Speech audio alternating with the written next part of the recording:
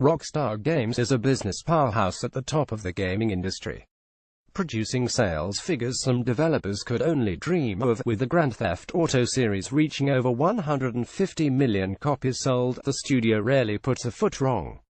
On the 7th of September it was announced that 1940s crime title L.A. Noire would be coming to the Switch this fall-autumn, nearly a decade after its last release on Nintendo hardware. Could this mean the two companies are back on talking terms? Does this open the door for more franchises down the road? To consider this, we've gathered all releases that Rockstar Games published developed under that name, not including various games under the company's previous guises and subsequently put on Nintendo platforms, to hopefully give us some indication of what this latest announcement could mean for the Switch.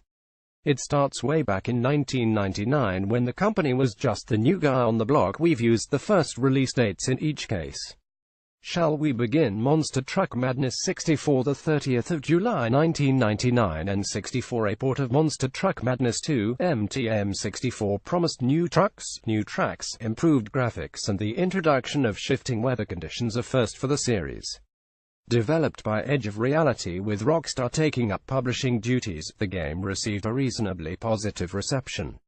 Fun fact: during the promotional campaign, one advert included WCW wrestler Kevin Nash shouting about his madness for the game, before telling viewers to reach out and crush someone. You can't imagine Nintendo being keen on that slogan today. Grand Theft Auto, the 15th of September 1999, Game Boy Color, the starting point of arguably the biggest video game series in existence. Initially named Race and Chase, this top-down open-world action-adventure was a revelation when launched. The same can be said for its port to the Game Boy Color, with controls and repetition often cited as its major flaws. That version of GTA was developed by Tarantula Studios, which would later go on to become Rockstar Lincoln in 2002. Earthworm Jim 3D, the 31st of October 1999, and 64, serving as a sequel to Earthworm Jim and Earthworm Jim 2, Rockstar Games' third endeavor onto Nintendo hardware, sees Jim switch up side-scrolling for 3D platforming, with heavy inspiration taken from Super Mario 64 and Banjo-Kazooie. Developed by Viz Entertainment, interestingly Rockstar only helped with the US publishing, with Interplay supporting other territories. Critically though, the game suffered with an extended development cycle which ended with promoted features being left out, meaning it was anything but groovy. Evel Knievel, the 31st of October 1999, Game Boy Color simultaneously released alongside Earthworm Jim. Evel Knievel arrived on the Game Boy Color with 4 worlds, 20 levels and plenty of hype leading up to launch. Graphically, for the time it may have looked slick, yet too many bugs conjured a bad reception along with a high difficulty, making it near unplayable at times. Though, as the fearless rider himself once said, a man can fall many times in life, but he's never a failure until he refuses to get back up, something Rockstar definitely pursued. Austin Powers, Welcome to My Underground Lair. Austin Powers O. Behave 17th the 18th of September 2000, Game Boy Color. Can you imagine Rockstar releasing an Austin Powers game these days? Yet back in the year 2000 the company produced not one but 2 games based off the popular spy comedies. Both are virtually identical in terms of gameplay, with the main difference being the protagonist, with Austin in one and Dr. Evil the other. As you'd expect, neither reviewed well. Oddly enough, the pair enabled players to turn the Game Boy Color into a mini-organizer, view facts about the film on a web browser, and included a calculator aptly named the Shagulator.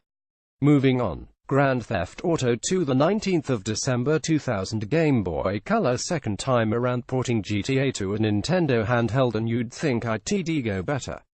Not particularly, as many of the original's flaws carried across, with repetition and a bad driver interface. An 8-minute short film was produced and shot in New York City to help promotion, with Scott Maslin of Now EastEnders fame portraying lead character Claude Speed. Smuggler's Run Warzones, the 7th of August 2002, a Nintendo GameCube. Ever wanted to live out the life of Davos Seaworth? Well, you're in luck, as Smuggler's Run Warzones has the player deliver international goods across a minefield.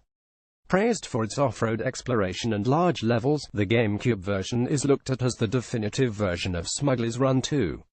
Originally intended to be set in Afghanistan, after the invasion of the country following the attacks on the World Trade Center, the game's location was moved to Georgia and Soviet Russia. Smuggler's Run, the 22nd of July, the 25th of September 2002. Debatable. Game Boy Advance. Strangely enough, the first Smuggler's Run released on Nintendo hardware after its sequel, though sources disagree on release dates, but this time on the Game Boy Advance. Again, the plot is nearly identical to the second, just on a slightly smaller scale that included military vehicles, dune buggies and rally cars to explore terrain. Later down the road, GTA Online released DLC named Smuggler's Run in tribute to the games. Max Payne, the 18th of December 2003. Game Boy Advance. Though not the longest of titles with only 3 chapters, Max Payne immediately resonated with fans and scored incredibly well due to its fun action gameplay and fine-looking graphics. Starring the man with nothing to lose and featuring plenty of blood to make Mortal Kombat fans uncomfortable, the game still holds up reasonably well to this day. That said, we recommend the console PC versions for some classic Max Payne action. Grand Theft Auto Advance, the 26th of October 2004. Game Boy Advance. Serving as a prequel to GTA 3, the series returned to its top-down roots alongside using 3D shifting elements. Achieving a more positive reception, the revenge-driven storyline took place in Liberty City and included over 200 missions. Still published by Rockstar, GTA Advance was actually developed by Digital Eclipse, which has recently ported Mega Man Legacy Collection and the Disney Afternoon Collection to consoles and PC. Rockstar Games presents Table Tennis, the 19th of October 2007. Nintendo Wii, a random yet surprisingly well-reviewed release from the company best known for gratuitous violence. Rockstar's use of motion controls was actually praised more than its competitors, purely because of its simplicity to pick up and play. Unexpected for many, the team always had a passion for table tennis, referenced in the GTA drama The Game Changes, where they would often play at the Chateau Marmont whilst scouting for locations in Los Angeles. Manhunt 2 to the 29th of October 2007. Nintendo Wii, a much darker tale than you'd expect on the supposed kids console. It follows Daniel Lam, a mental patient suffering from amnesia who must try to rekindle his memories. Manhunt 2 was extremely violent and was initially rejected by both BBFC and the ESRB for its unremitting bleakness and callousness of tone in an overall game context which constantly encourages visceral killing with exceptionally little alleviation or distancing. In the same day, the ESRB issued the game with an adults-only rating, which Nintendo, Sony and Microsoft all followed up by saying that they do not allow our games on the platforms. Rockstar decided to adjust the game before submitting for a rating, allowing the ESRB to issue an M rating. Many U.S. senators were unhappy with the M rating and sent a letter to the ESRB pleading for the rating to be changed back, which was refused.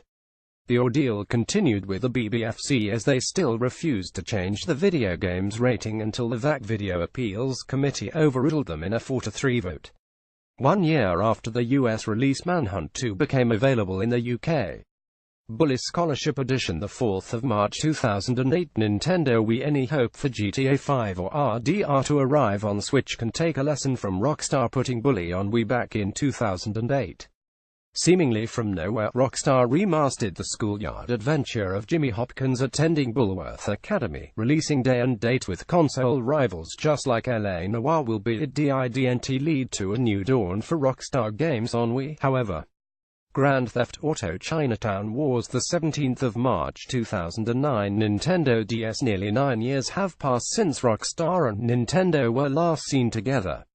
At the height of its power, the DS received this timed exclusive that went on to become critically acclaimed on the system. Set after the events of GTA 4, we follow the story of Hu Wang Li, the son of a murdered triad boss, and his escapades with various drug lords in Liberty City. Taking full advantage of the DS's capabilities, Chinatown Wars blended the top-down camera angle and third-person view for a fully rotatable aerial camera. On top of that, it even featured music by Deadmau5. Nintendo Switch. Beyond now that we're caught up to date, we're left to wonder if Switch will see more Rockstar releases, or if the LA Noire port developed by Virtuos is a one-off. Depending how LA Noire fares, the company may look at porting GTA across perhaps previous entries like GTA 5, but the odds good sales are still going incredibly well, with recent figures showing GTA 5 passing 80 million sales, so it's anyone's guess. It did have decent versions on PS3 and Xbox 360, it's worth noting, so it's not out with the realms of possibility. Bully, on the other hand, is another debatable title, as lately concept art has surfaced for a sequel. If, like its predecessor, Bully 2 is set in a more constrained environment, it would perhaps have a fighting chance of coming to Switch. It'll be interesting to see what happens.